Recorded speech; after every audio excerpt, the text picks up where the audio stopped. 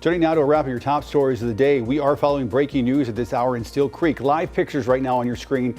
This is of the scene on Cigar Court where medic confirmed one person was shot and killed. It's in the townhome community off South Tryon, just south of Westinghouse. We also know that victim is under the age of 18. In the last few minutes, CMPD says they're investigating this as a homicide. We do have a crew there on scene speaking to investigators and witnesses. We'll bring you the latest on WCNC Plus. A Mecklenburg County grand jury has officially indicted DeCarlos Brown on first-degree murder charges. Prosecutors say Brown killed Irina Zarutska on the Blue Line nearly 1 month ago. Now, if Brown doesn't request an arraignment within 3 weeks, the court will automatically enter a not guilty plea on his behalf. He is set to appear in court again on October 16th. Good Wednesday morning. The fallout from that light rail stabbing death of Irina Zarutska could have political fallout when it comes to that 1% sales tax that's on the November ballot.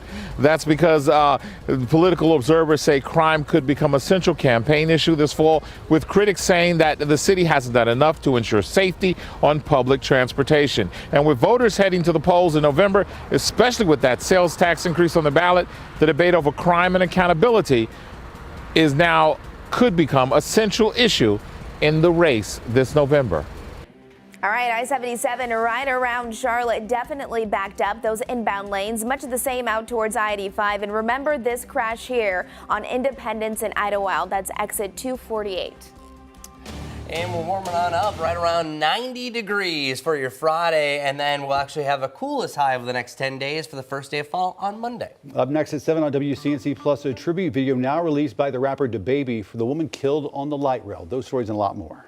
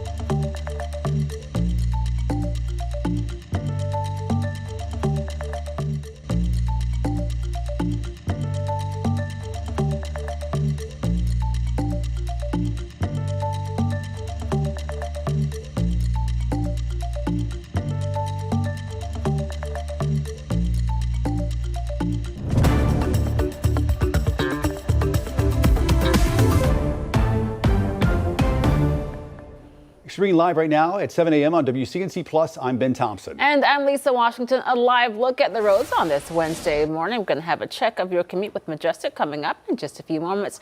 First, though, we're going to check in with meteorologist Chris Mulcahy for this Wednesday hump day forecast. Hump day, here we go. It's going to be a good one. I'm really pumped about this. And you are seeing a decent attempt at a sunrise here. The official time is 7:08 for this Wednesday, September 17th. Good morning, y'all. But you can tell it is much cloudier this morning than it was yesterday. It's kind of the opposite. Yesterday we started off some clouds. It was sunny for the afternoon and then clouds took over to end the day. Well, now we have clouds beginning the day, and I think we're going to have a much sunnier afternoon. Still a mix of cloud and sunshine through much of the day. Just letting you know that that is going to be a little bit of a reversal for our trend. Here right now overlooking, well, this is our viewed camera. It's out of focus right now, so it's not this dark, I promise you. 63 degrees right now with a dew point of 55. Let's move on. View camera disappointing me this morning. And for your morning commute, we're starting off in the lower 60s. We'll stay there. Winds at about 3 to 7 miles per hour. If we move on to the evening commute, we're expecting temperatures in the lower to the mid 80s. Winds barely blowing, less than 10 miles per hour throughout the day. Ghost Peppers, did you know they are actually making the playoffs? So it's the first half of the season versus the second half. They were actually top of their division for the second half of the season. So Ghost Peppers are going to the playoffs. So only reason why I'm bringing this up is that there's only 2 games left of the regular season, today and tomorrow. So there will be still some bonus baseball.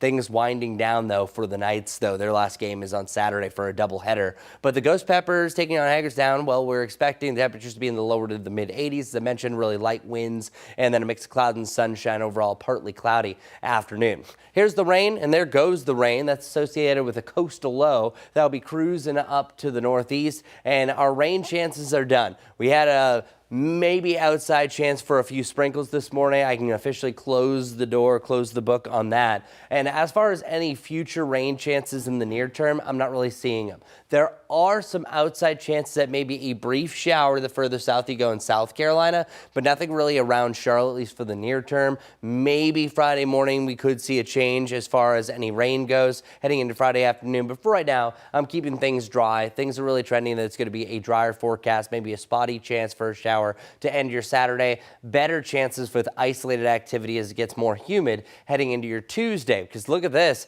By the time we get to the first day of fall, it actually is the return of that summertime humidity. So coming up, I'm going to show you your 7-day forecast, the extended forecast, how many times we're jumping into the upper 80s. And we also have to have an update of the tropics because guess what? We now have Tropical Depression number 7. Loving the rhyme there. But first, we have to see how your morning commute is kicking off to begin your 7 o'clock hour with Majestic Storm. Let's get to it. Our Wednesday morning commute is starting to pick up. It's been a quiet start to the day, but now we are seeing some backups, that's for sure. I-77, we do have some slower moving traffic. You can see it right here in this camera right there. It's moving very slowly northbound to those inbound lanes. We'll be talking about that. I-77 just north of Griffith. I've been watching this camera. It looks fine as of now. Our drive times are starting to increase, just about 30 minutes if you're coming in from Belmont, just over 50 if you're coming in from Salisbury. Now, most of our accidents right now, they're actually all east of Charlotte. However, we do have some delays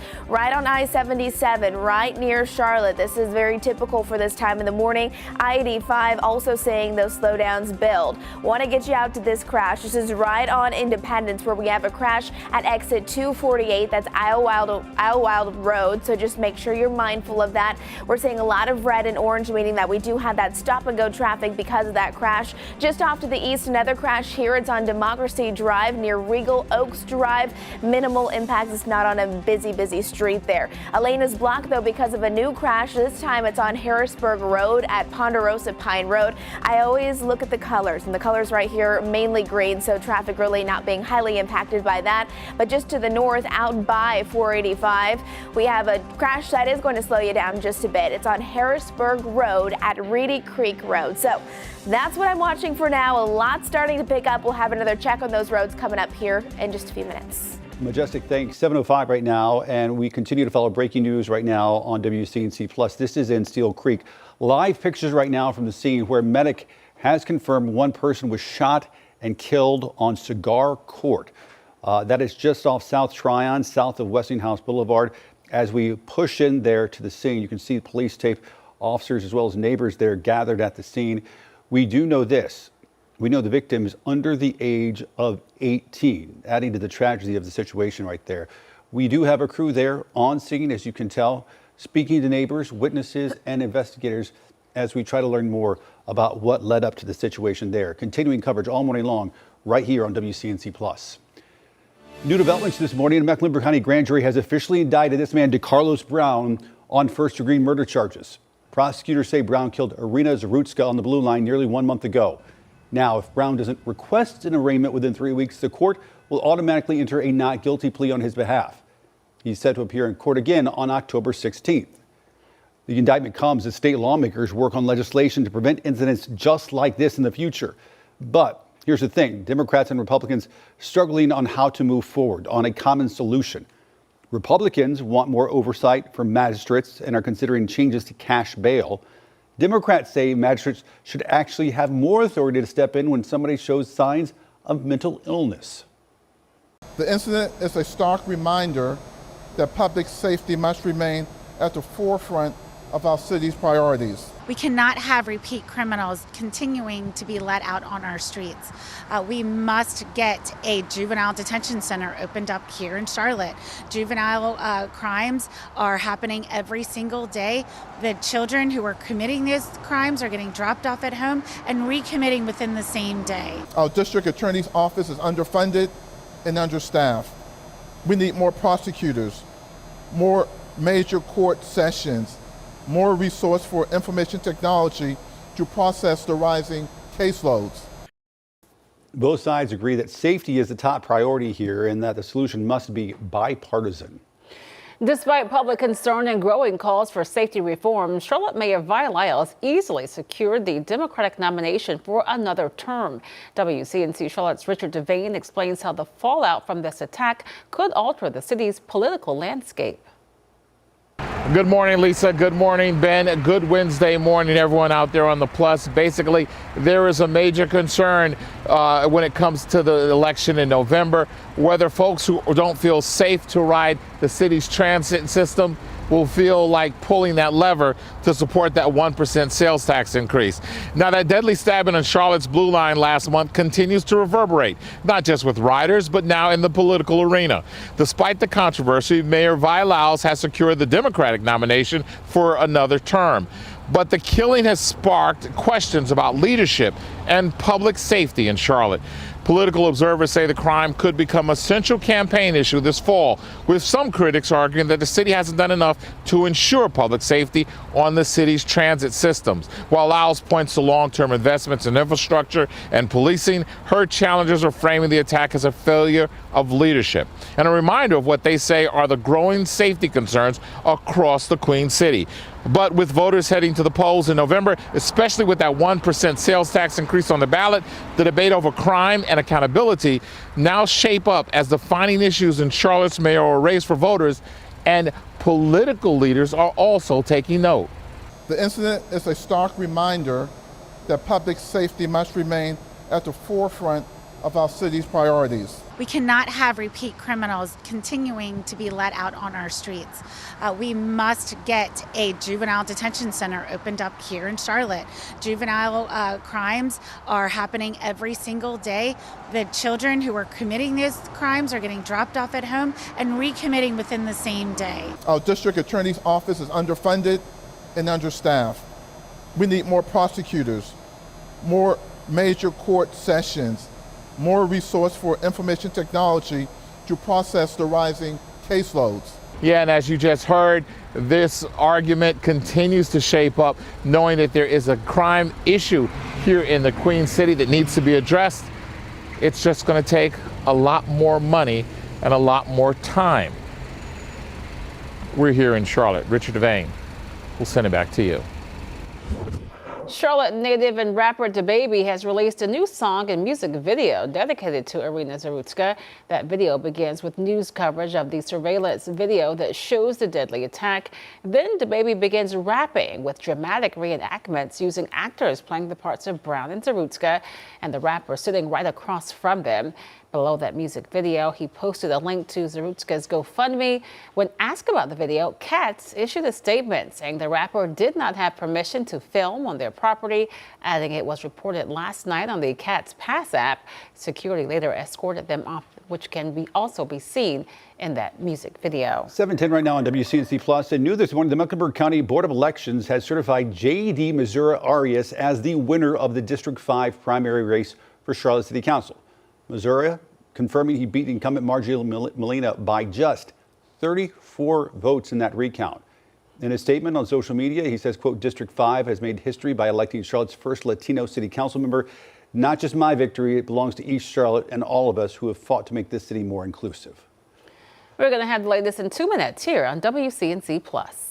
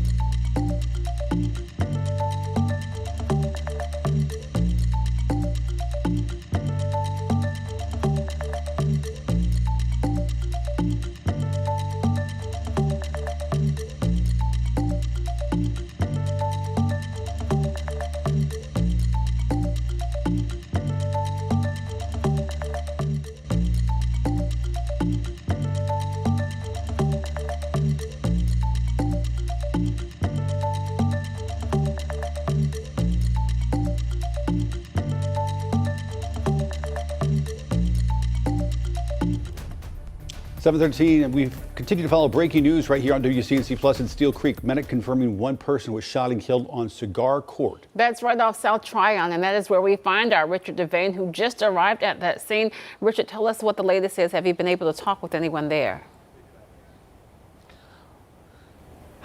Yeah, I've been here for a few minutes. Lisa, good morning to you again. Good morning, Ben.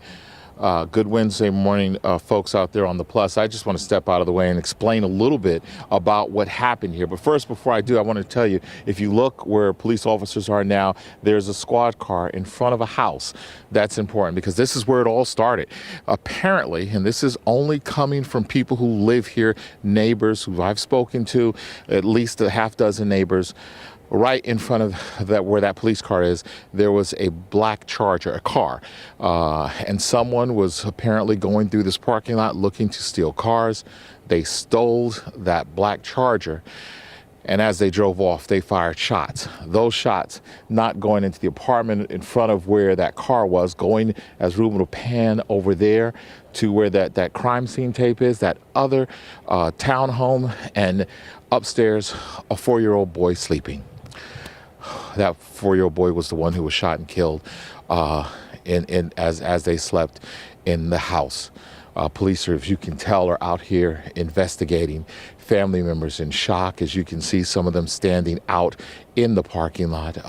When I first walked up, I saw officers consoling the lady in the striped dress. She is a relative. They're shocked because one moment they were asleep, the next moment several neighbors told me from all up and down this townhome community that they heard that rapid fire shots ringing out. and then they heard the screams from the people inside that house. Inside that house, and I can tell you this much from neighbors also, is the fact that there is a grandmother who lives there, and the 4-year-old and the 4-year-old's older siblings also live there. That's because in January, neighbors tell me in January of this year, the 4-year-old and their older siblings' mother passed. So as you can well imagine, neighbors here are quite upset, quite despondent, not for just the fact that the crime of that car, but the most important thing, loss of a little 4-year-old child.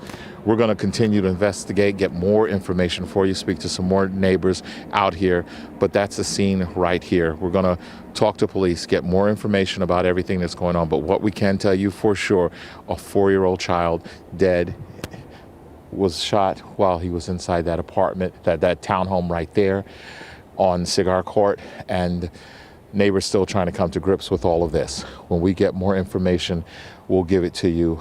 This was all because of an apparent car theft, someone trying to steal cars. Guys, we're here in the Still Creek section of Charlotte. We'll send it back to you. Just Oh my God. incredibly unfortunate. A Child sleeping in your 4-year-old. home. Wow. Richard, so it appears that this 4-year-old family was completely going about a normal morning. He was sleeping in bed, and this car theft just happened to be happening in the same neighborhood. That's really the only link that is happening here. For this is coming from neighbors now. They're saying they're pretty adamant, and it's not just one. I've spoken to at least 7 neighbors here, and they're all saying the same thing. Again, where that white police car is, that squad car just on the other side of the tape, is where that black Charger sat. The people who own that particular car are in the townhome in front of where that police car is. Ruben pans over to where that burgundy SUV is. It was those townhomes where when they started shooting, that's where the child slept. The car was stolen from where the white police car is. The child lived kind of cat-a-corner from that burgundy SUV. As a matter of fact, I saw just a little bit ago one of the older brothers of that victim, a school-age child himself, just standing out there as neighbors were consoling him about this tragedy. Innocent bystander, totally. Heartbreaking. I mean, Is what this appears to be. We tell you about crime every single day here on WCNC Plus, but a sleeping 4-year-old is about as bad as it gets. certainly. All right, All right. Richard Vane, keep us posted. I know you're speaking to neighbors and investigators, and Yes. keep us posted on what you learn. We'll check back in with you in just a bit. We're going to take a quick break, but you keep it right here with us on WCNC Plus. We'll be right back.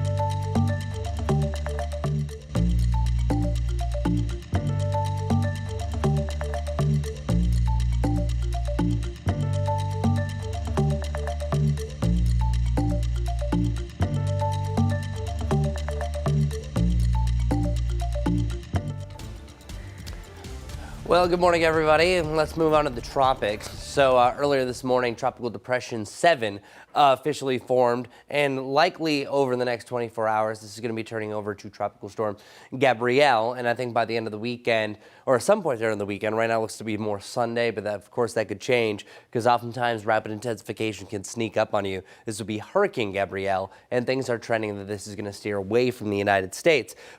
This is the time of the year that things really start getting ramped up. It's pretty disorganized right now, but eventually we're going to start to see a much tighter rotation. It just got its center of circulation, winds at 35 miles per hour. Once it's up to 39, 40, we're going to be talking about a tropical storm. Now, here's what is going to be the gradual progression. Expecting by about the afternoon, even as early as 11 o'clock for that update, this officially is going to be our next named storm. But it's taking its time. It's fighting kind of against the winds and a little bit of wind shear, but it's really not until about your Saturday heading into the weekend that we really start to see it ramp up, where I think it could even reach at least Category 2 strength heading into your Sunday night into Monday. Now, this looks like a pretty decent cone, and if you match everything up, if this were to continue off towards the northwest, this would be impacting the United States. It's a very rare pattern. Can't really recall in modern era that has happened. But the reason why I'm not really concerned is this is actually going to steer back out to sea because of the Bermuda high. So what's going to happen is it's going to take this storm system, this is by Monday, and it's going to rocket it off towards the north and east. Now, I am saying that Bermuda, you have a trip to Bermuda, know people that live there. This is going to be in line for right around the Bermuda area. Doesn't really know if it's going to be the stronger side, the western side, or miss it completely, but that is going to be next in line. So I can't say that everyone is going to be unscathed. It's not technically a fish storm. But one thing I do want to mention for my last point here is that the jet stream pattern is starting to set up a little bit more favorable for development close to the United States. That Bermuda high is going to break down, so it's not going to steer as many storms out to sea, and things are actually position that you could have a little bit more flow into the United States from the Gulf, and it's just going to be in general a switch over to the pattern that it's going to become a lot more active over the coming days. Again, we have tropical depression number 7 just formed. Likely tropical storm Gabrielle will be named here in the next 12 hours. Let's move over to our morning commute with Majestic. Good morning, everyone. Let's get some updates. If you are waking up, getting ready to head out the door, we do have a handful of problems outside. This is I-77 here as traffic is moving rather slowly. I-77, especially those northbound lanes. It is 7:23 right now. It's a nice start to the day, but those drive times are definitely picking up. It's going to take you about 45 minutes if you're coming in from Gastonia. If you're coming in from Salisbury, just over 50 minutes. Here's my live traffic map. We have a lot of red, meaning that we have stop and go traffic. I-77, I-85, right around the Queen City. We have those typical slowdowns, but it's more than just that. Also tracking this new accident right here as we zoom it in. It's right here. It's a crash on Toddville Road at Freedom Drive. Still seeing mainly green right around it, so not seeing a lot of big impacts, but I will keep a close eye on that for you. And then off to the east, this one here, it's a crash on Harrisburg Road at Reedy Creek Road as well. So again, slow moving conditions there. Just to the south, this is a lane that's blocked because of a crash. This one may be a bit impactful. Lane blocked on Albemarle Road near I-485. I'm watching this one. It is a newer one. We just have some minor slowdowns right now, but we'll see if that starts to build. If you're driving this morning on I-85, good morning to you. We have our typical delays right here, but no actual crash there. And then even as we zoom it on out along I-77 up towards Rock Hill, no current problems. We're going to take a quick break, and we'll see you right back here in just a few minutes.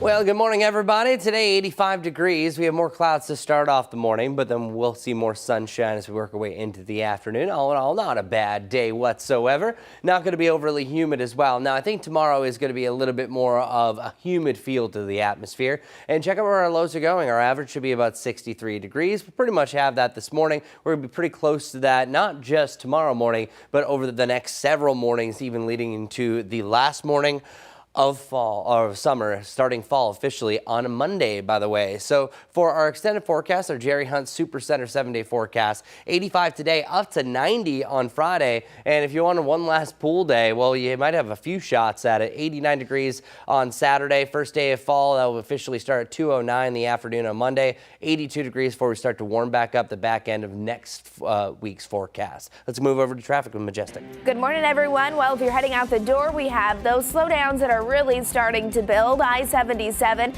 no big accident there, just more people waking up, getting off to work, getting those kids off to class. We're seeing those delays there at exit 88 there on I-77. You can see our drive times also starting to add up. 25 minutes if you're coming in from Matthews. We have those typical delays, but 485 also. We're watching this crash where a lane is blocked near Albemarle Road.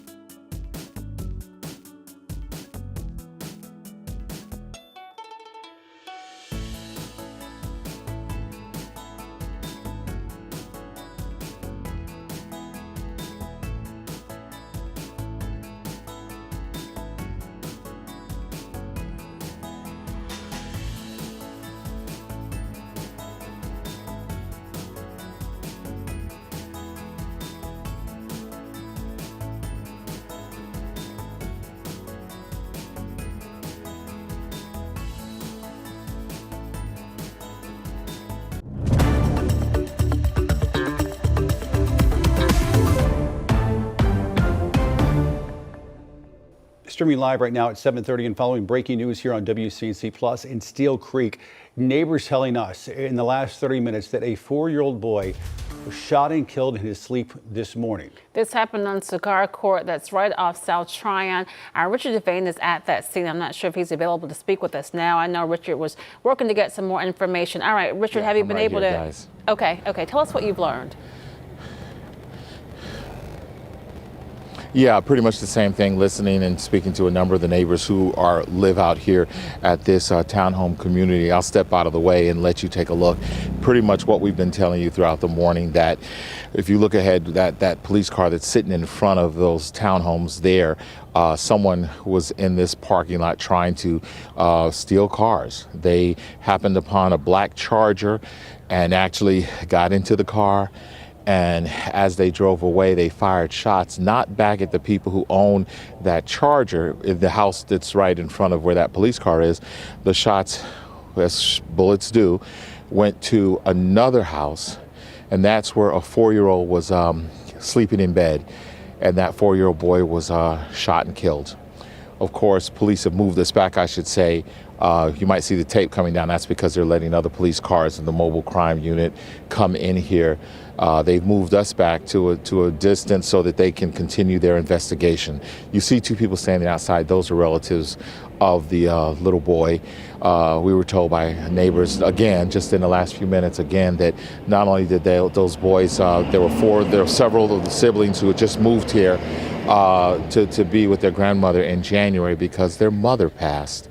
So even more tragic, one of the young boys, a student at a nearby school here, dealing with just trying to deal with the fact that his mother died, and now dealing with his brother being killed. As a matter of fact, told by one neighbor who says that she had spoken to some of the victims and said that they were getting ready for school and they just found out that the shot had come through and hit the 4-year-old.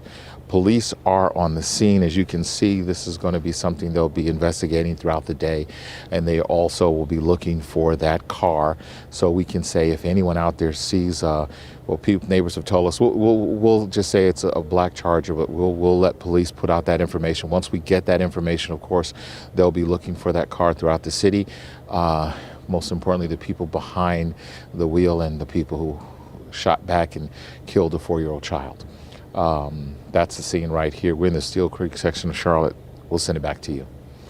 I mean, you talk about senseless crime, right? Oh. You want to steal a car, okay, that's one thing. But then just to fire a shot, a child who was innocent, sleeping in bed, loses their life because it just does not make sense. All right, Richard, we'll continue to follow this. I just can't imagine the heartbreak for that family, for those siblings, for that mother, that grandmother. It's very tough. It sounds like some siblings are going to have to grow up without the brother and without a mother, which is just a tragic situation unfolding there. All right, Richard Devane, keep us posted. We appreciate it. Well, this morning, a suspect is now in custody for the early morning shooting that left one person dead and another hurt in East Charlotte. We first brought you this as breaking news yesterday here on WCNC Plus. According to deputies, Francisco Lopez Tadeo was arrested Tuesday afternoon. He's now facing first-degree murder charges. The shooting happened on Albemarle Road near Farm Pond Lane in East Charlotte. Today, he was expected to appear in front of a judge this morning. An after-school program in Fort Mill is advocating for increased support to keep teens out of trouble. Now, this comes after a 13-year-old and an 18-year-old were charged with killing a man. WCNC Charlotte's Siobhan Riley spoke with the director, who says the 13-year-old attended the after-school program for years. Danielle Redmond is the executive director and founder of Historic Paradise Foundation in Fort Mill, an after-school program teaching music, academics, and life lessons to gain positive results. Because by providing these services, it allows the kids to have healthy meals, supervised play, helping homework. Redmond says limited resources and lack of funding make it tough to support the community. She says learning that a 13-year-old who attended her program is now facing charges of killing a man last month at Still Street Park highlights the need for more investment in youth development. Then unfortunately, we lack the support to be able to completely provide the services that he needed to be successful. We only had one male staff at the time who's a therapist. Let's go, Ryan. Licensed professional counselor Kevin Patton divides his time between 40 kids who come to the program. Tink, go. Many are living below the poverty line. Some kids might come with a little bit more trauma, a little bit more issues that we need to work through.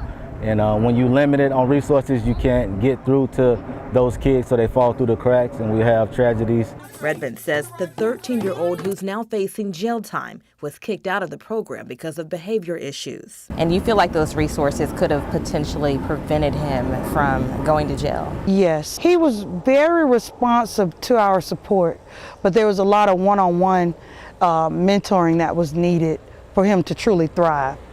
That's why Redmond is asking people in the community to take the time to serve as mentors to the students. Siobhan Riley, WCNC Charlotte. Thanks a lot, Siobhan. Well, let's get right to it. Our visibility is looking A-okay. We were looking at some signs of a little bit of fog that was in some of the valley areas between Boone and Morganton, but everything is now back to a perfect 10, so good news there. Just wanted to give you a quick update, and especially the further west that you go, right around Asheville, that's certainly where we're seeing some big deductions in some of those visibilities. And our Lylesville camera, looking good. This is what we're talking about. Lots and lots of sunshine.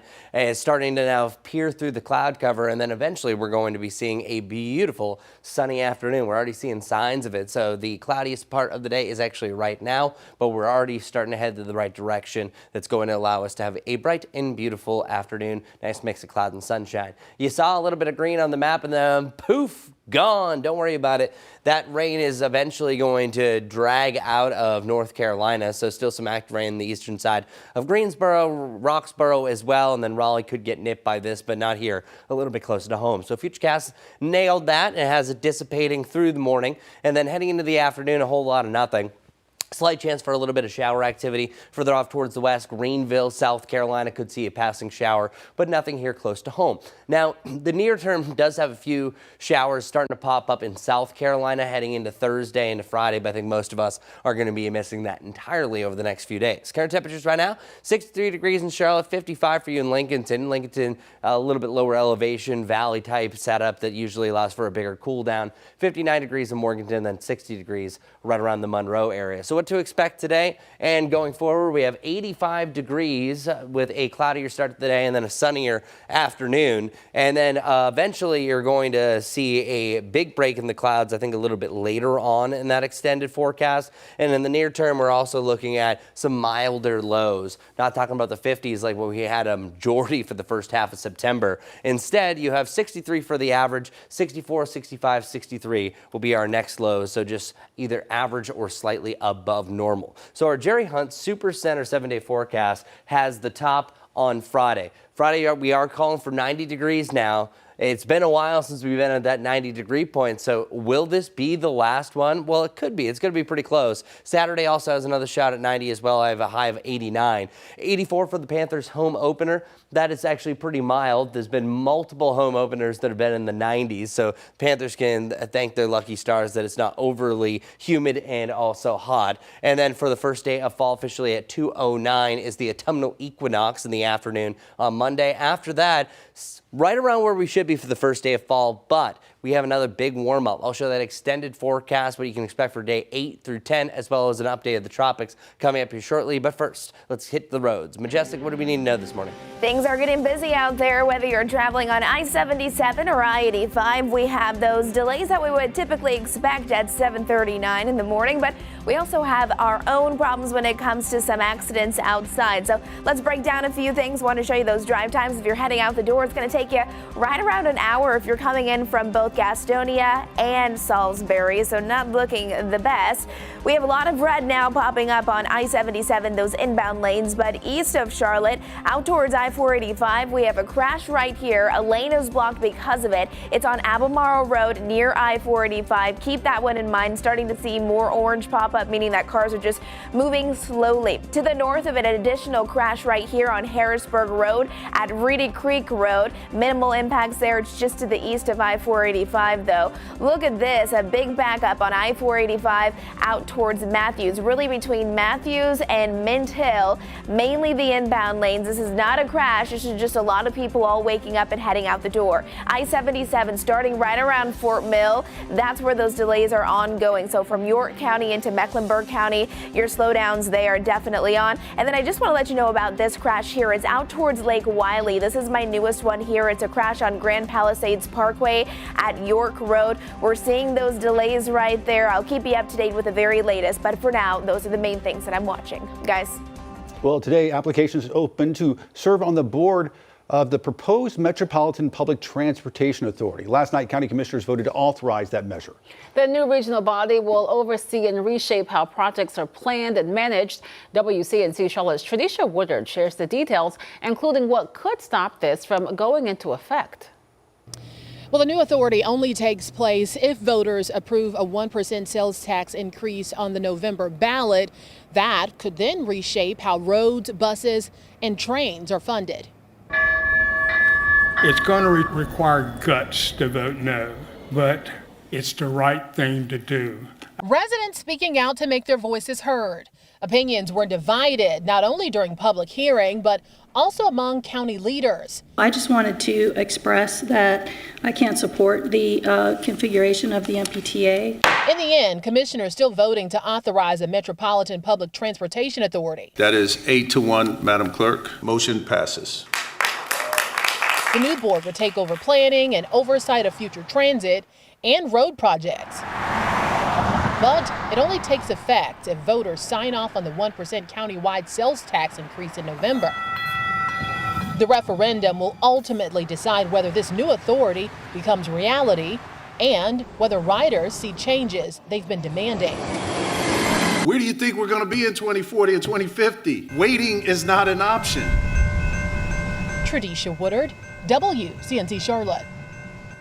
Again, the applications to serve on that board open today. They close on October 13th. Now, there are some qualifications that you should meet in order to serve, including living in Mecklenburg County. And we have more details inside our WCNC Charlotte mobile app. Well, in just a few hours at 10 a.m., Charlotte Douglas opening its brand new lobby. Been 5 years in the making. The expansion project adding 175,000 square feet of new space. The airport says it's built to keep up with Charlotte's booming growth. Charlotte officials promise a better experience for travelers as of this morning. A lot of folks excited there will no longer be construction there. I mean, there's always construction in Charlotte Douglas, but at least right there at the forefront when you go in. It'll be a nice lobby. It'll be better for sure. Coming up, a look at rabies cases impacting our area recently.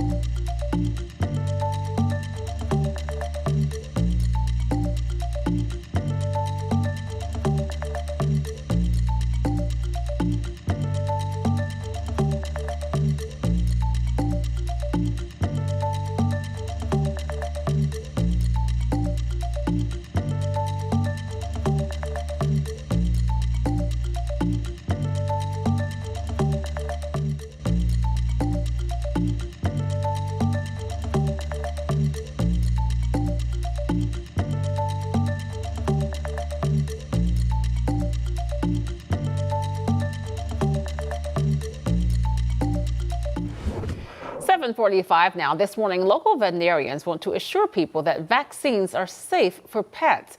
A study in the American Journal of Veterinary Research finds nearly 22% of dog owners and nearly 26% of cat owners are hesitant to vaccinate their pets. Lincoln County reports 3 rabies cases in just the past 10 days. One local vet we spoke to says rabies shots are critical to protect both you and your pet. There's been a lot of cases with cats, foxes, bats. If you come into contact with a bat, like you have to get the rabies series. And if a human starts to show symptoms of rabies, there's nothing that they can do. If you have serious concerns about vaccines, it's recommended that you talk one-on-one with your veterinarian. Also, coming up at 8 this morning, we're going to talk to Animal Care and Control about the importance of those rabies vaccines. And this morning, many families are wondering if they should be concerned after those cases in Lincoln County. WCNC Charlotte's Megan Bragg verifies what you should know to stay safe. With 3 cases reported in just the last week in Lincoln County, is this season more active than past years? Let's verify. Our source is Emily Herring, a public health veterinarian with the North Carolina Division of Public Health and the North Carolina Wildlife Resource Commission.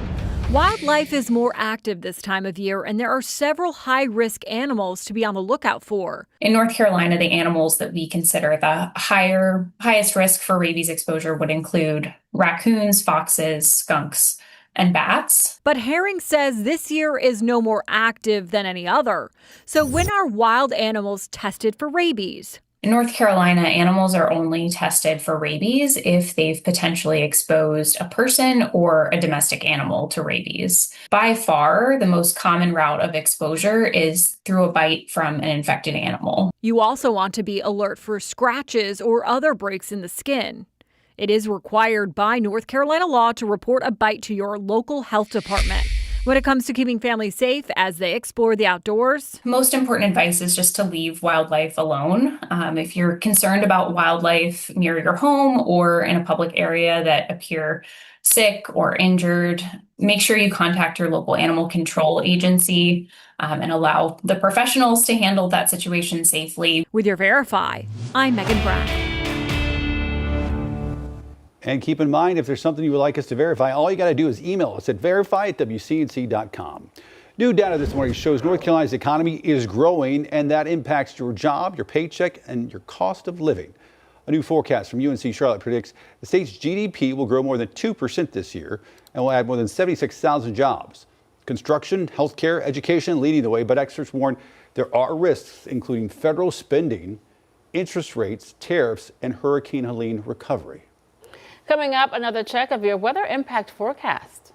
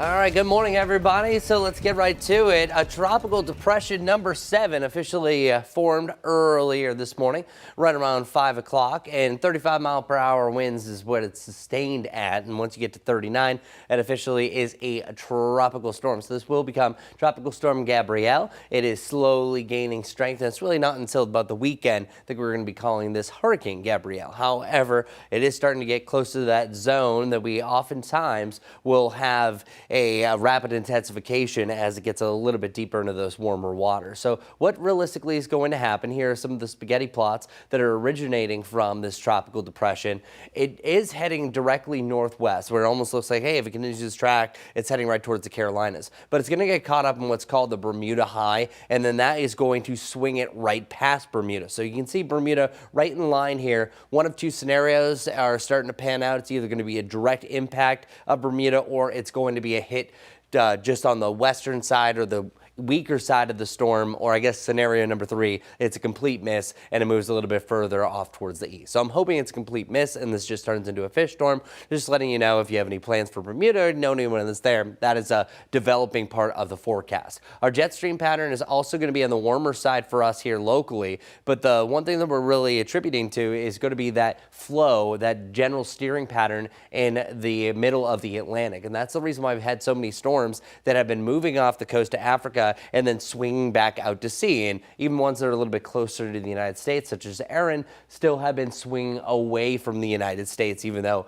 near miss can still have some impacts, as we clearly saw in the Outer Banks. So here's likely what Gabrielle is going to be doing come Monday, but then watch as it gets close to Bermuda, it swings back out in the Atlantic. But one thing I do want to make a point of, it looks like that Bermuda High is going to break down, at least for the flow closer to the United States. That is going to allow for a more favorable development all along the Gulf up into along the Carolinas and the Caribbean over the next 10 to 14 days. Nothing surefire, but just letting you know it is getting more primed for the peak of hurricane season. For our Jerry Hunt Supercenter 7-day forecast, the mid-80s today, up to 90 on Friday. We'll be holding that upper 80 range for much of the weekend, but it's a little bit cooler in the mid-80s on Sunday, feeling a little more fall-like on Monday, and then temperatures should ramp up by day 8, 9, and 10 of the extended forecast. There it is. Let's head over to traffic with Majestic.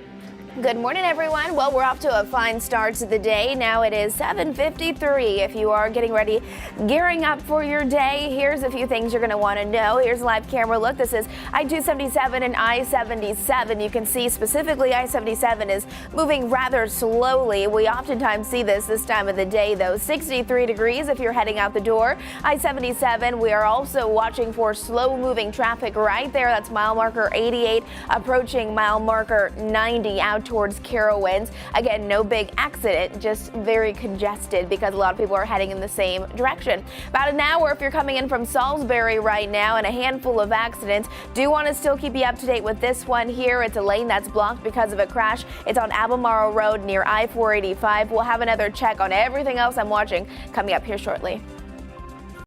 This story is sprinkled. Time for today's Tiny Town, and today's Tiny Town is Cleveland. Not that Cleveland, but the Cleveland in North Carolina, over in Rowan County. The population, 846 square miles, about 1.53. Yes, it is definitely a tiny town. Used to be known as Cowansville, then Rowan Mills, and then Third Creek. But the name changed, all due to, yes, Grover Cleveland, who campaigned for president in the area. Notice he was president twice, not consecutively, 1885 to 1889 and 1893 to 1897. And here is the picture of President Grover Cleveland, namesake for Cleveland, North Carolina, over in Rowan County. Their motto is Cleveland, connecting and creating, always original. Today's Tiny Town Cleveland, I'm Larry Sprinkle. All right, Larry, thanks so much. 7:55 now. We're going to take a quick break. We'll keep it right here on WCNC Plus. We're going to have another update on weather and traffic, and we'll continue to follow that breaking news in the Steel Creek area, where we've learned a 4-year-old child has been shot and killed. The latest coming up in just 2 minutes.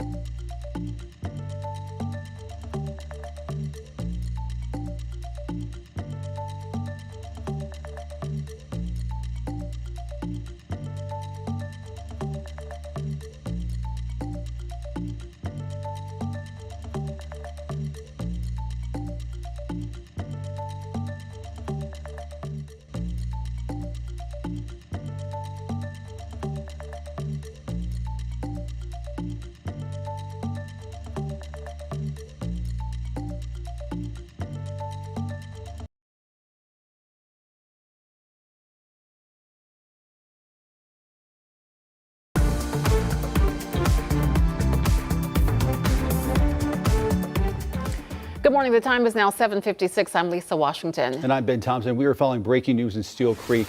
Neighbors telling us a 4-year-old boy has been shot and killed in his sleep this morning.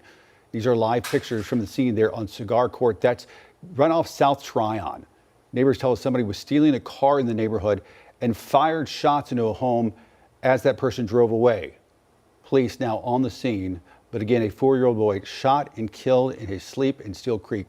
We'll keep you updated all morning long on WCNC+. Let's go to check of your forecast now. Here's Chris. And it looks like we're going from warm to hot, up to 90 degrees on Friday, upper 80s on Saturday. And then as we conclude the weekend for the Panthers home opener, mid 80s, feeling great. Still a little bit more on the humid side as we start off fall on Monday in the lower 80s. Majestic, what's going on traffic-wise? We have a handful of accidents that are currently ongoing. We have slow-moving traffic along I-77, I-485. An active crash right here. It's out towards Lake Wiley. It's going to be those northbound lanes. A crash at Grand Palisades Parkway and York Road. So keep this in mind. That does include the bridge that goes over the water. You can see all of the red there indicating just very stop and go traffic. In addition to that, and a crash right here on Toddville Road at Freedom Drive. So take it easy out there. We'll have more coming up on WCNC Plus. We'll see you over there soon.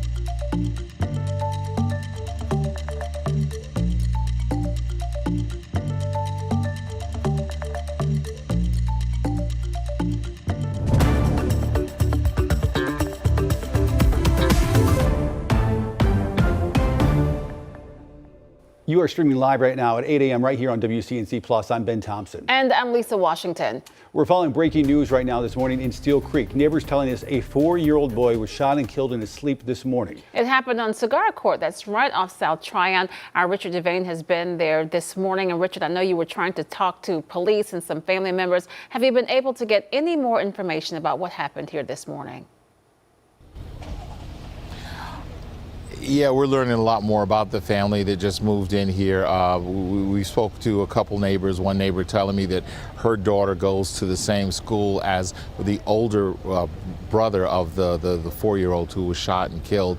And a lot of neighbors just in shock and disbelief over what happened, just breaking what they call a normally quiet neighborhood, broken up by the sounds of gunfire early this morning. Let me step out of the way, let you see, still a pretty much active scene right here, the mobile command center here. We're expecting to hear from police an official statement in a little bit, but from what we've heard from neighbors who've talked to us and told us what they know, this all started as an apparent car theft. Someone was trying to break into cars and steal a car. They came upon a black Charger that actually is in the straight ahead, right where that police car is, right in front of the mobile command center.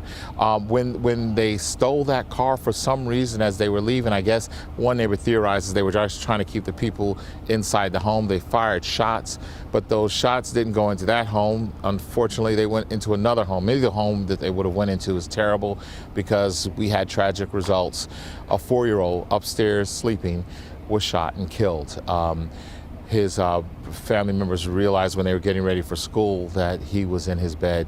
Of course, medic was called, but that child pronounced right here. Police on the scene trying to find out as much as they can. They've been speaking to neighbors. We've been speaking to neighbors as well. They're telling us a number of stories about the family that lived there. Some haven't been here that long, but they do know that that 4-year-old had siblings. That 4-year-old and their siblings had moved here to be with their grandmother after the death of their mother in January. I woke up because I heard 4 gunshots, what sounded like 4 gunshots and cars speeding off. My neighbor texted me and said, "Hey, did you hear that?" And I was like, "Yeah, is that gunshots?" And we came outside and she went down there because cops were speeding in really quick, and she came back and told me that somebody had said that they were trying to steal their car, and then the shots went off, I guess, and from what I understand, a 4-year-old child was shot and killed. As a neighbor, how terrible is this? Yeah, it's not good. This is a little too close to home.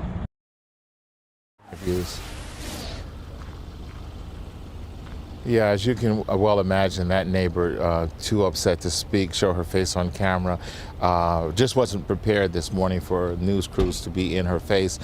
But she and other neighbors told us about the family and just how devastating this is. I just spoke to someone a few minutes ago. She said that she moved to North Carolina to beat the crime that she had lived and dealt with up north, only to be awakened by the sounds of a car screeching away. And then when she looked out, she saw all of this.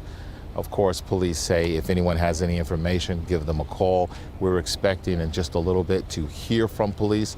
Of course, when we have them make a statement, of course, we'll have it here live on WCNC Plus. We're right here in the Steel Creek section of Charlotte. This is Richard Devane.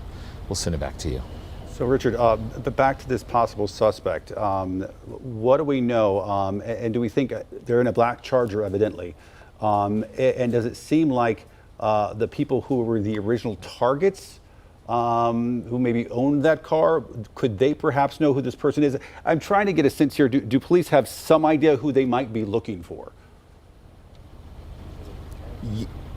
Yeah, now we've got to be very careful with this, and let me be very careful because I want to say this. I have not figured out, just from talking to neighbors, it doesn't appear that they were targeting that car. They just managed to get that car, and they were able to, as they drove away, then that's when they fired those shots. So apparently one neighbor told me that they thought people were actually out, that suspect or suspects were out here looking for cars to steal.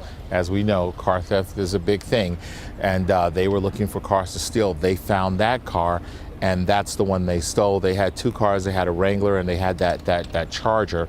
And they stole the Wrangler. Don't know if it does not appear, well, at this time, we don't know if they actually targeted that house or that particular car. I think that was just a car that they actually were able to break into and steal. Of course, we'll get more information in a little bit from police, and that's one of the questions we'll ask them. But this could be a totally random crime. A totally innocent person shot and killed that 4-year-old child. But of course, we're waiting for police to talk to us, and when we get that information, we'll ask that and any other questions that we can think of that are going to be important for the folks out there, our viewers, to know.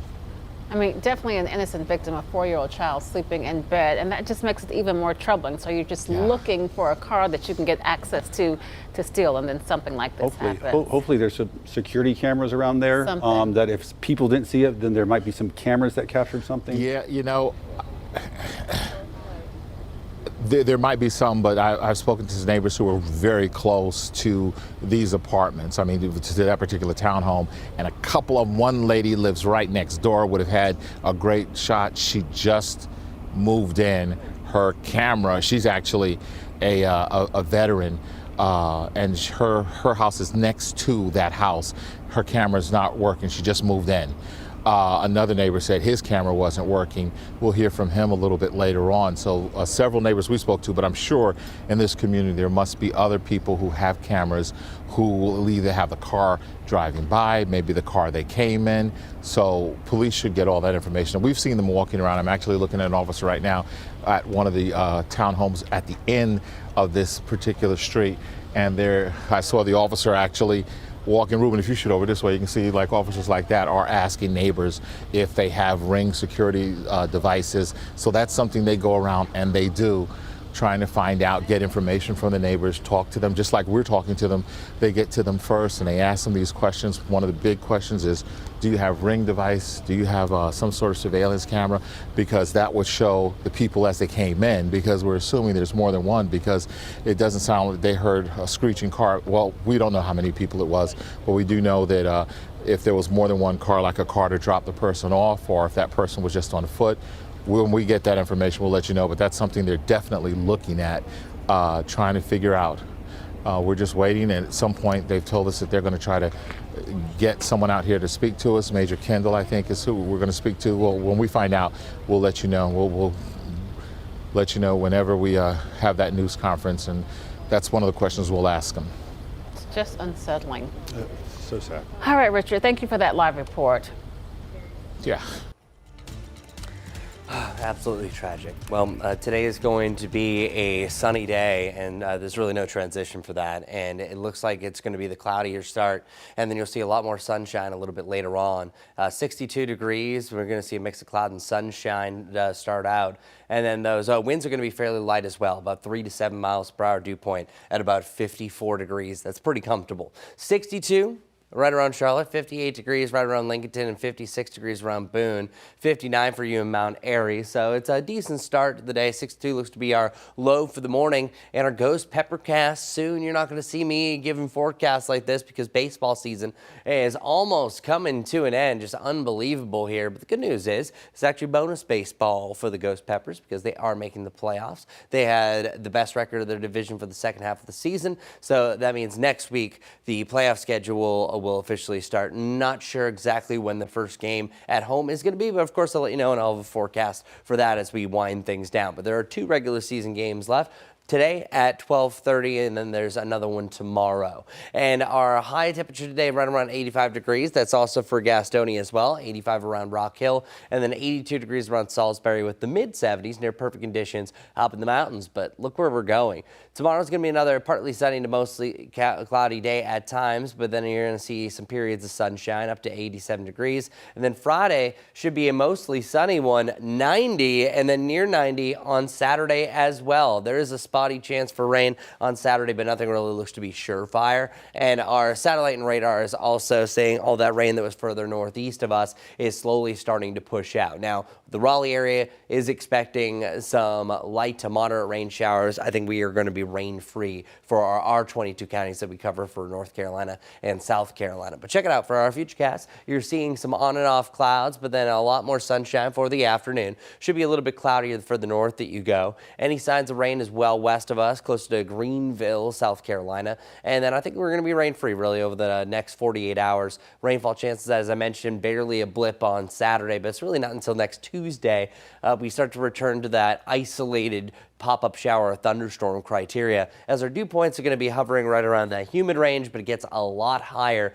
Definitely feeling that humidity by about the middle of next week, which could lead to those isolated storms. As far as our lows are concerned, we're going to see them all over the place. The mid-60s to the lower 60s over the next 7 days. Not changing too much, only fluctuating by a degree or two. Jerry Hunt Super Center 7-day forecast has the top at 90 degrees on Friday.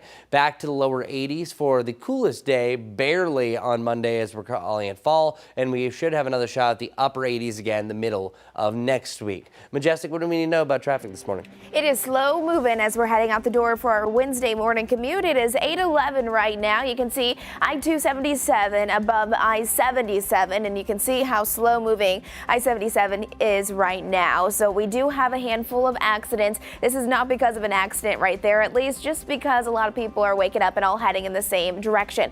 Drive times this morning, again, just about 1 hour if you're coming in from Gastonia and Salisbury. And you can see we have a lot of red, but we also have a handful of crashes. Want to highlight a few of them for you. Want to let you know this one has been cleared. I've been following it now for a while. That lane that's blocked on Albemarle Road and I-485 no longer a problem, but this one to the north of it, it's still ongoing. It's a crash on Harrisburg Road at Reedy Creek Road.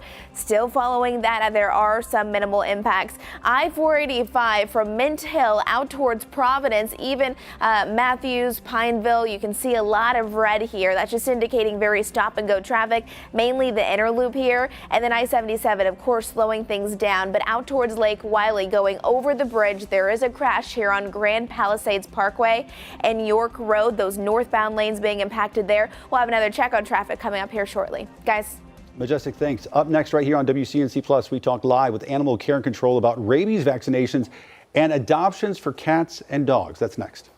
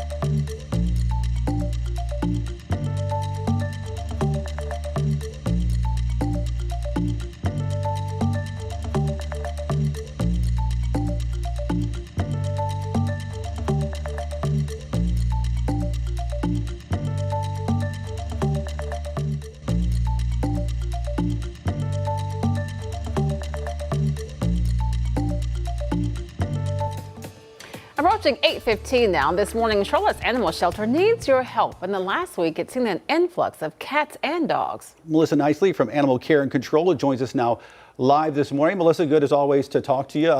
I want to talk about rabies coming up in just a second, but first, give us an idea. What's the current state of the shelter there? I know you're at capacity quite often. Good morning. Thanks for having me. Yes, we are always at almost a state of alert with dogs. We have been for several years. There's no difference today. I just looked. We have about 28 open dog kennels. So that's right at the point where we start getting a little bit worried because we know we're going to bring in more than 28 dogs today. So right now we're looking at 177 cats and kittens in the shelter.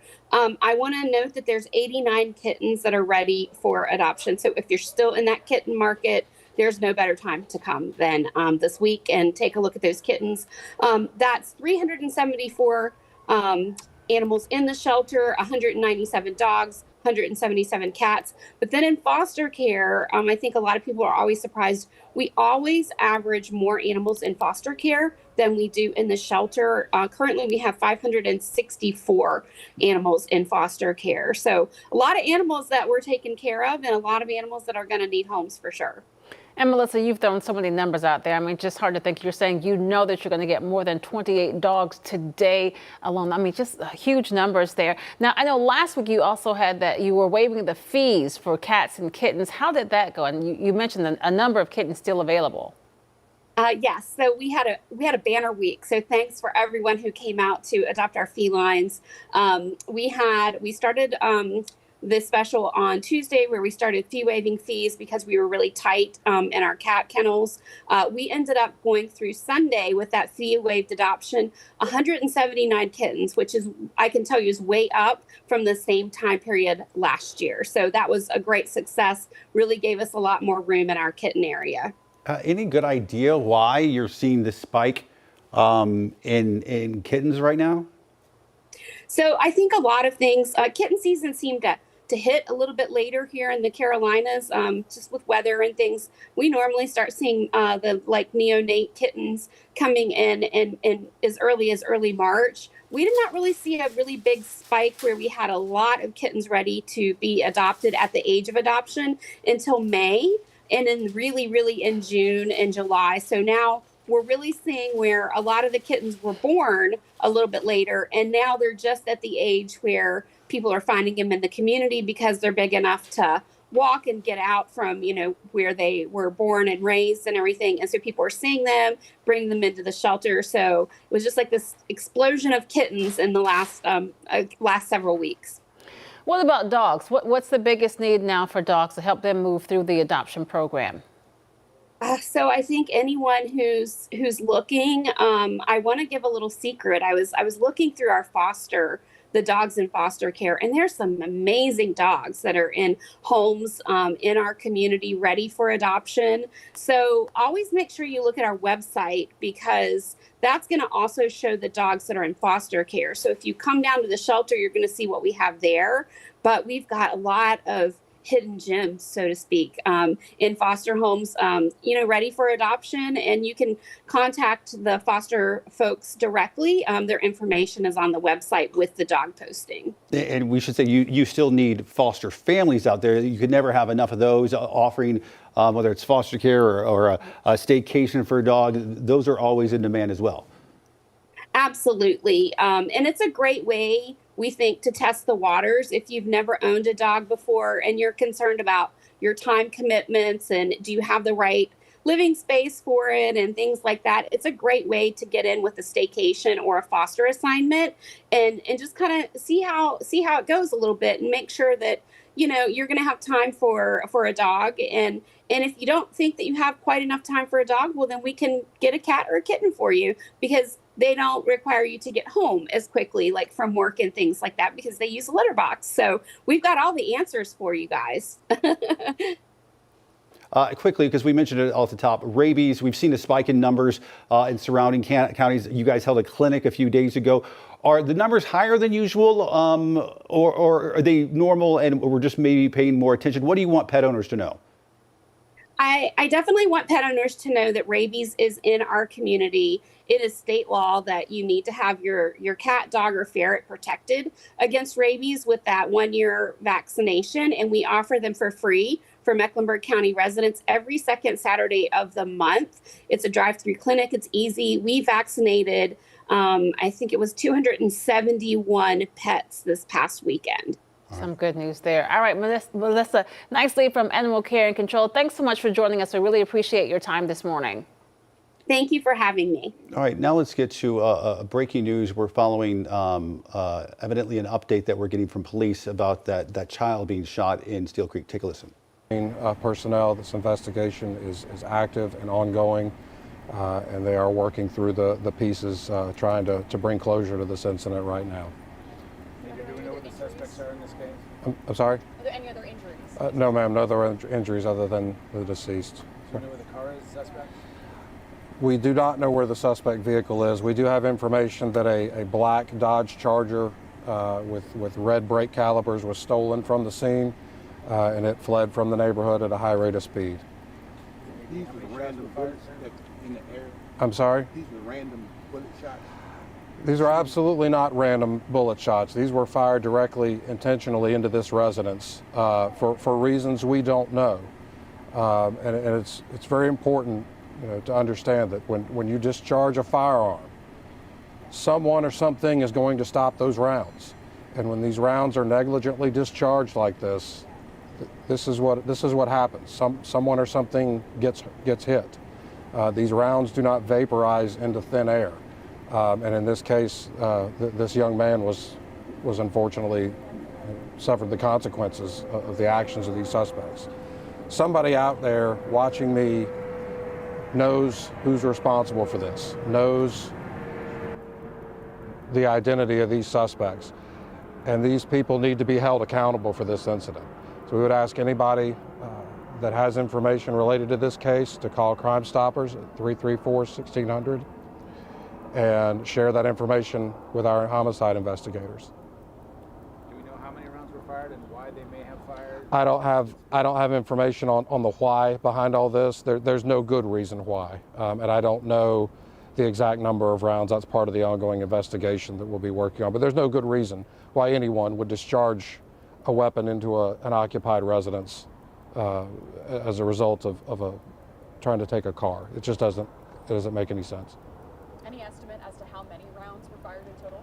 I don't have any information on specific numbers of rounds right now. That's part of the ongoing investigation and what they're working on determining. How frustrating does it come to a scene like this, especially This is absolutely tragic. Every crime is frustrating, and especially every homicide is frustrating. When you talk about the death of a child that should be getting up and going to school right now, that was absolutely not responsible in any way for these circumstances unfolding. This is absolutely frustrating and infuriating, and our investigators will be throwing everything we have at this, absolutely every resource we have at this, and we need the help from the public watching this to help us with this investigation. One more question. Was this person, maybe I missed this, I don't know, but was this person returning fire, or he was just randomly just shooting? That's the most frustrating part of this. There is no indication that anyone in the residence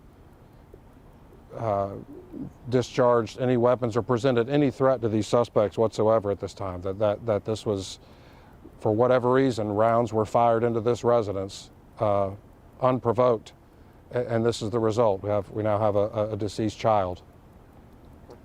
Okay, thank you so much. We'll have the full media release going online shortly, as well as a copy of the video of Major Kendall's stand-up.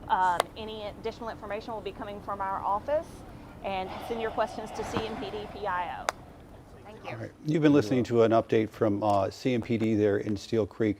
And if you're just now joining us here on WCNC Plus, as the officer said, just an infuriating story. There's no better way to say it. A 4-year-old shot and killed in his sleep. Evidently the product of a person trying to steal a car outside. Right, and it sounds like it's a black Dodge Charger, they're saying, with those red calipers that you can see there in the wheel. So of course we will continue to follow this story throughout the day. As we get more information, we will certainly pass that along to you. Just a very tragic situation this morning happening in the Steel Creek area. All right, we're going to take a quick break here on WCNC Plus. We'll be back with more on that breaking news and a check of your forecast and traffic.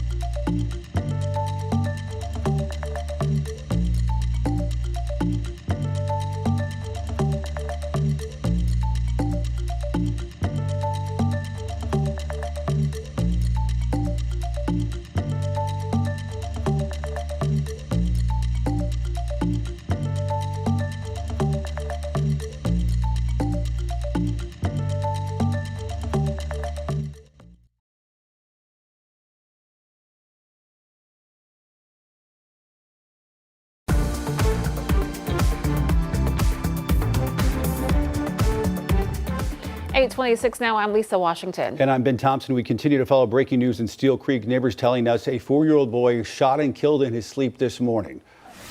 This is a live look from that scene. This is on Cigar Court. That's right off South Tryon. Again, this is in Steel Creek.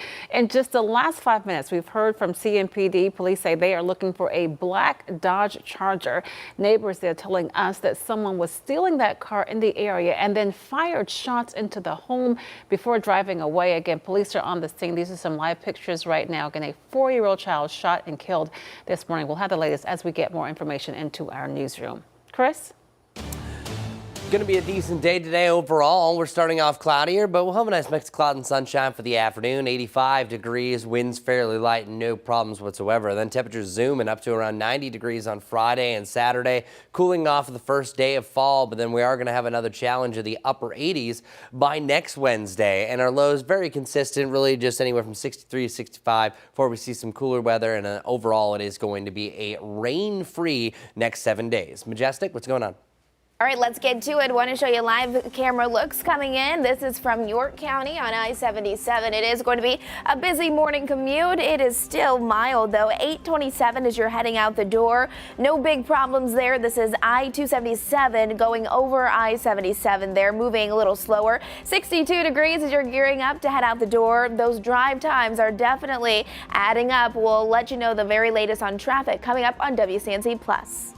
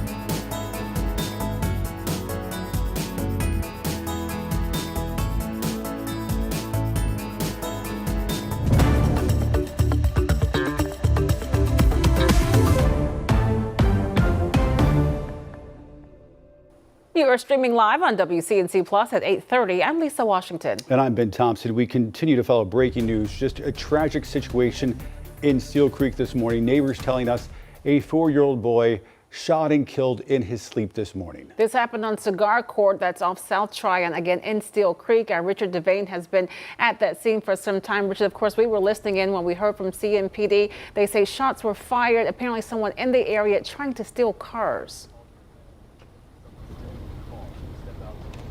Yeah, I had actually stolen a car, Lisa. Good morning to you. And even as I say good morning, Major Ryan Kendall of CMPD said you can't say good morning on a day like this. This is a bad morning for the neighbors who live here dealing with this unspeakable tragedy. Apparently, someone was trying to steal a car. They did get inside that car, a black Dodge Charger, and as they drove off, they fired shots. You're looking at the house that townhome right in front where Ruben is focusing with the brick next to the white door. That is the house where that car, the people who own that car live. Now, those shots, however, was cat-a-corner to that. That's where that 4-year-old was upstairs sleeping and was shot and killed. one, the youngest of a number of siblings who had just moved to this apartment, to this townhome with their grandmother after the death of their mother this January. Police, of course, just had their news conference where they explained a little bit more what they could tell us. Of course, this is an ongoing investigation, but they can tell us this was the result of a car theft, someone shooting back toward that house, and one of those bullets striking and killing that 4-year-old child. We saw earlier, as you saw here on the Plus, we actually saw the relatives trying to console each other. When I walked up, I saw an officer consoling one of the relatives. Heartbreaking scene right here. You can't even begin to talk about it. And then when you find out the backstory of this family, young family, coming to stay with their grandmother because their mother died this past January. The police, of course, are going to put out more information, but they say it's a black Charger they're looking for, and there may be another car involved. Neighbors told me they heard 2 cars screeching away. Police have gone throughout the neighborhood, talking to people, to the residents, seeing if they have Ring device, surveillance video, so that they can get that information. Of course, their mobile crime scene is here. They're going to get as much information as they can to try to bring those folks to justice. As we all know, unfortunately, nothing will bring that 4-year-old innocent life back. We're reporting live right here in Steel Creek. This is Richard Devane. We'll send it back to you. It appears, and Trey in the control room, tell me if I'm wrong, but did we have a soundbite that we can roll? All right, let's take a listen to this. As a mother, it's a hard pill to swallow. As a mother, you want to keep your children safe, and you want to shield them from the world. You want to protect their innocence. And then when something like this happens, but then when it happens 3 doors down from you, how do you explain it? She's in school now and she's texting me, "Are you okay? Are you okay?" And I told her I'm fine. She said, "Are you sure?" I said, "I'm fine." But there's a kid down the street, 3 houses over, who's not okay. He's just lost his mother in January and now his baby brother. So that kind of pulls on you a little bit. Does this make you worried about living here? Wow. Yeah. Richard, and guys, we can also tell you that mother right there that you just heard from, yes. Let me just say this, that mother you just heard from, her daughter actually goes to school with the brother, the oldest brother. So double painful for her, not only to know that they live down there, that they've seen the kids playing, her daughter goes to school, so she's got to also deal with her daughter's stress, and during that stress, calling her mother to see if she's okay. Just some of the stories we're hearing from neighbors here as they're devastated, many of them still in shock, as you can well imagine. Now, you had a question? No, I was just going to say, I certainly understand what that neighbor is saying there, but I just think about that grandmother. You just lost your child in January, and now you're doing your part to take care of her children. And one of those kids loses its life sleeping in the bed, what you're doing, what you're supposed to do. You're a 4-year-old child, and then something senseless like this happens. So yeah, just a very tragic morning for sure. And senseless, but infuriating, as the officer said just a few moments ago, because it sounds like that the person fired shots in response to nothing. There was no one trying to stop this person. There were no initial shots fired at him. Right. He just was shooting shots to shoot them as he stole this car. Is that right? Yep. That's what we heard from neighbors. That's some of the stuff that we didn't want to say earlier, that it just seemed to be, I'm going to shoot back, and never any understanding. And I can tell you that from neighbors who know the people involved, where the 4-year-old lived, as well as the house where the car was stolen, two different townhomes, just so you know. And speaking about that grandmother, Lisa, I watched her just sitting there in a chair between the 2 places, the house where the car was stolen from and her place, and you could just see on her face she had just emotionless because she was just in shock. And she just occasionally would shake her head. It was just, these scenes we see all the time, and it never gets easy to watch, and I hope it never does. I just wish that we would not have to ever report these type of things ever again. Yeah, infuriating for sure. It is.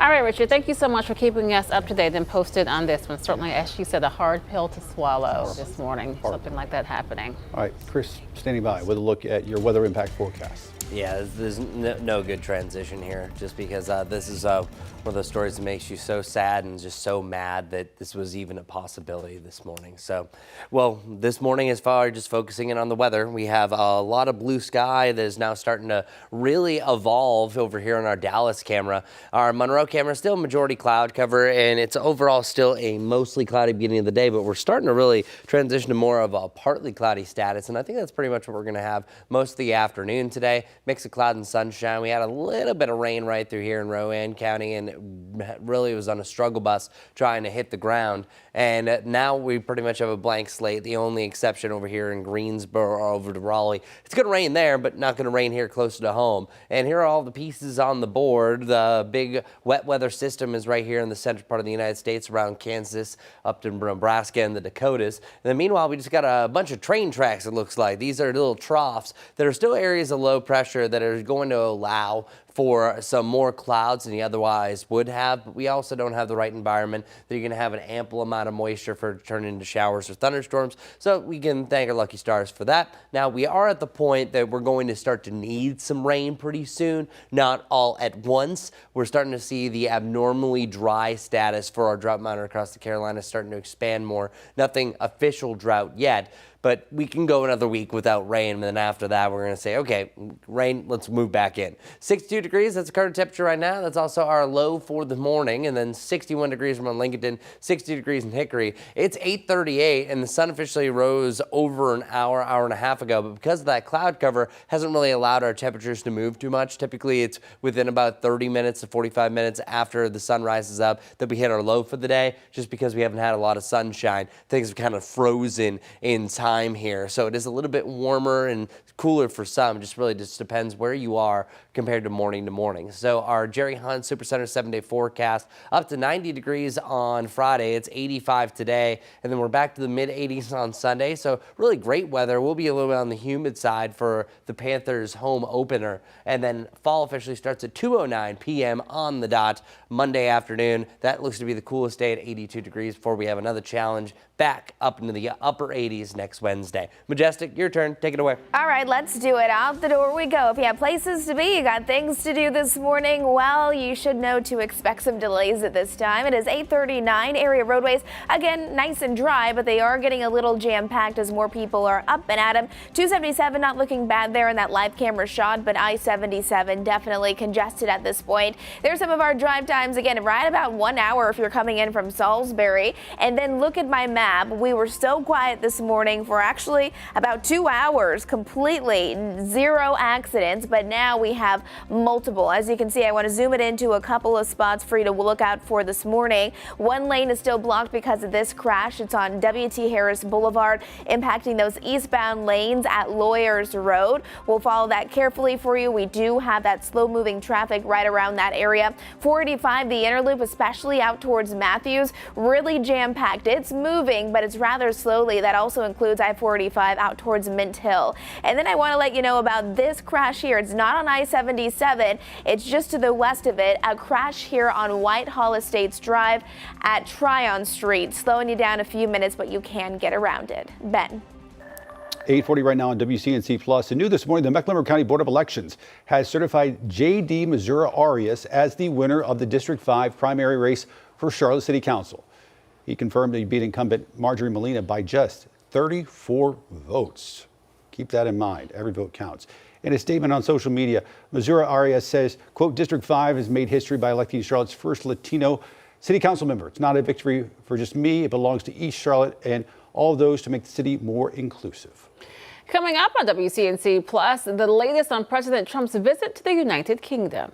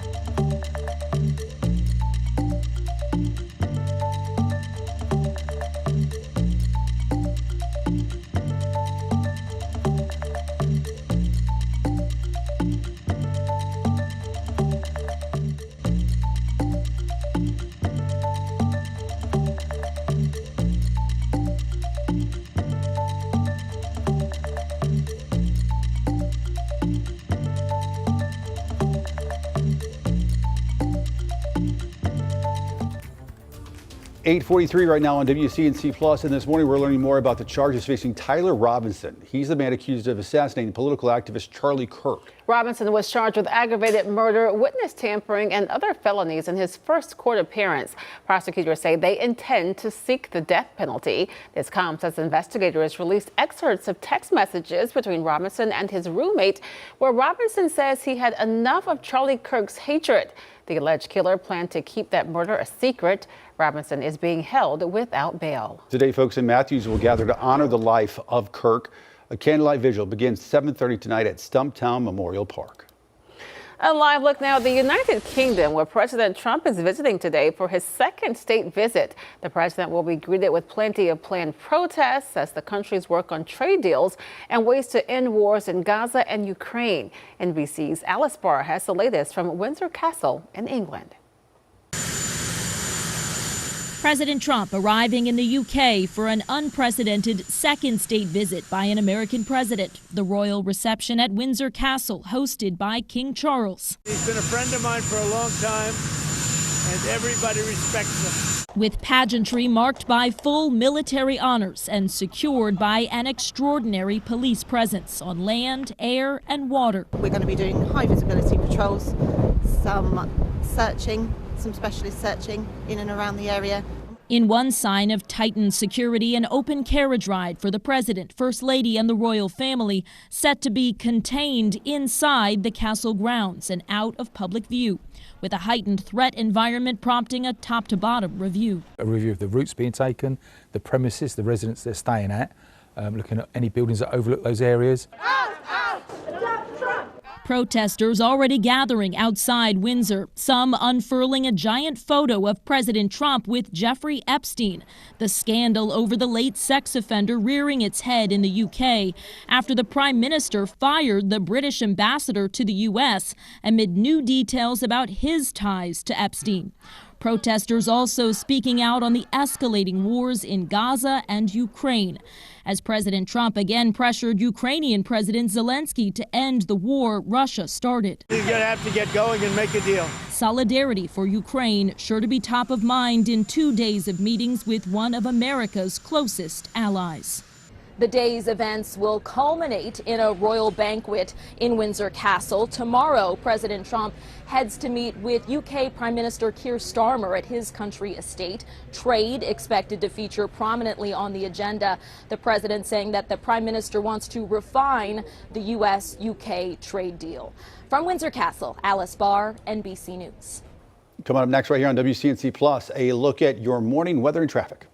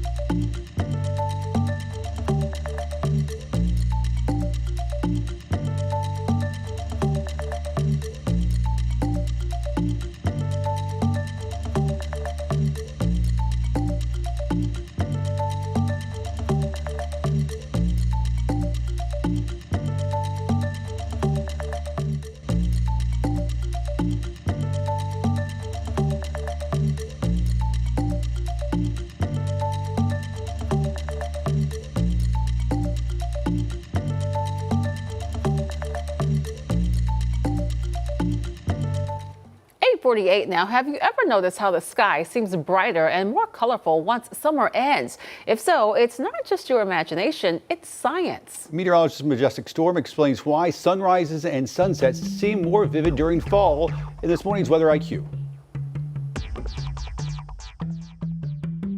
Just like the leaves on trees turn bright and beautiful in autumn, the sky's colors become more vibrant and eye-catching during the fall too. But why do sunsets and sunrises look so much brighter this time of the year? Let's raise your weather IQ and start with the science of color. The first thing to understand is how light behaves in our atmosphere. Blue light has a short wavelength, so it gets scattered out more easily. That's why the sky looks blue during the day. But when the sun is lower, like at sunset, those short blue waves are scattered away, and the longer waves, the reds, oranges, and pinks, make it to our eyes. When clouds are present, they scatter and reflect the sun's light, making the reds and oranges stand out even more. Another reason fall sunsets stand out have to do with the position of the sun. During this time of the year, the sun sits lower in the sky. That means its light has to travel through more of Earth's atmosphere. The extra distance scatters out even more blues and violets, allowing the warmer shades to take over. And then there's the air itself. As we head into fall, the air becomes cooler and drier, humidity drops, and cleaner air filters in from the north. With less humidity and haze to block or dull the light, the colors shine brighter. And the results? Well, some of the most stunning skies of the year. Bright reds, deep oranges, golden yellows, pinks, and even sometimes a splash of purple, all painted across the horizon like nature's own masterpiece. And if you love those fall sunsets, you'll be glad to know the same science applies to sunrises too. With your Weather IQ, I'm meteorologist Majestic Storm.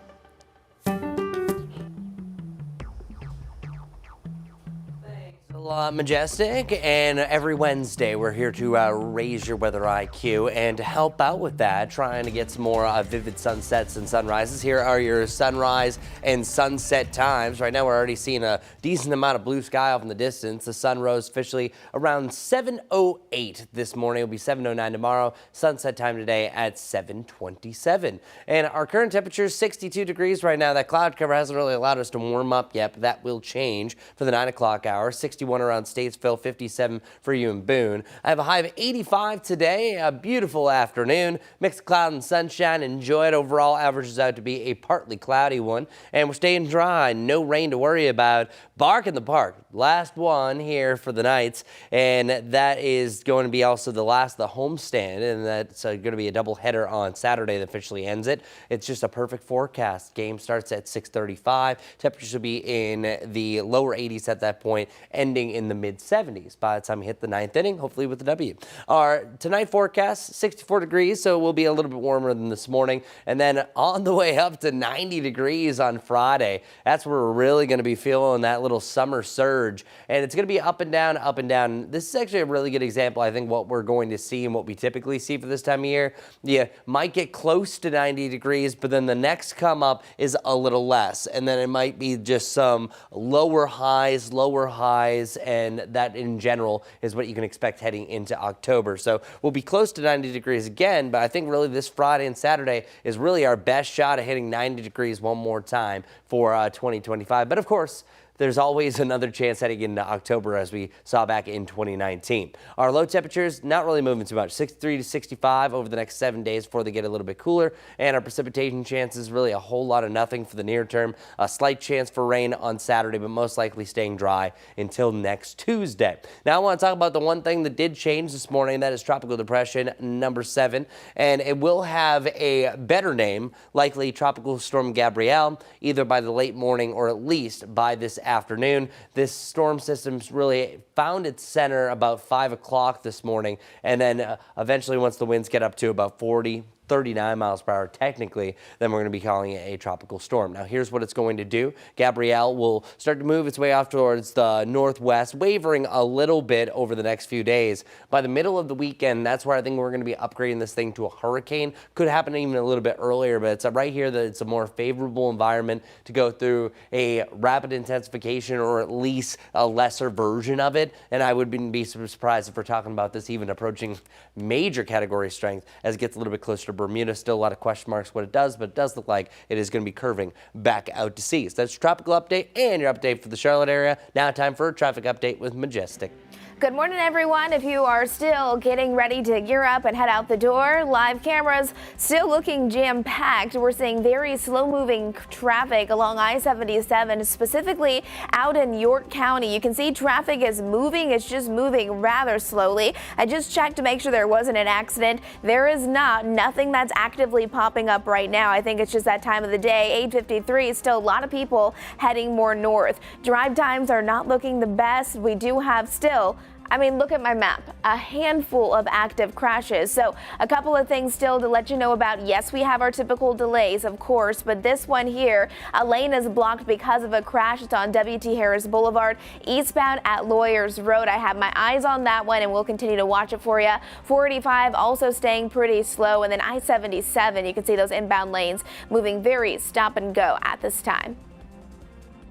All right, Majestic, thanks so much. Live pictures right now from Steel Creek. We've been telling you about a 4-year-old boy who was shot and killed this morning by someone who fired shots into the townhome where he lived with his grandmother. We'll have the latest on this coming up from our live Impact News studio starting at the top of the hour.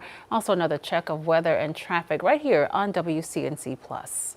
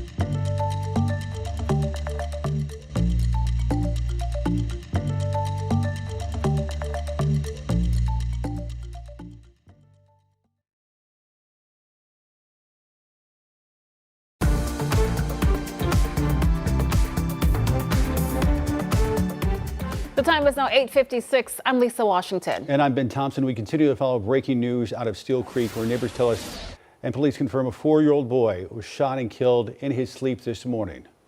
This is a live look from that scene right now. It's on Cigar Court that saw South Tryon. Neighbors tell us that someone was stealing a car in the area and fired shots into the home before driving away.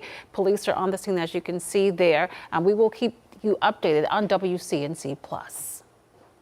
All right, let's get a look at those area roadways as you're heading out the door for that Wednesday morning commute. It is 8:57 right now. I-77, those inbound lanes moving very slowly. No crash, just a lot of people heading in the same direction. It's going to take you about 54 minutes, just under an hour if you're coming into Charlotte from Salisbury. And look at my map. Really take it easy outside this morning. We have a lot of accidents currently in place.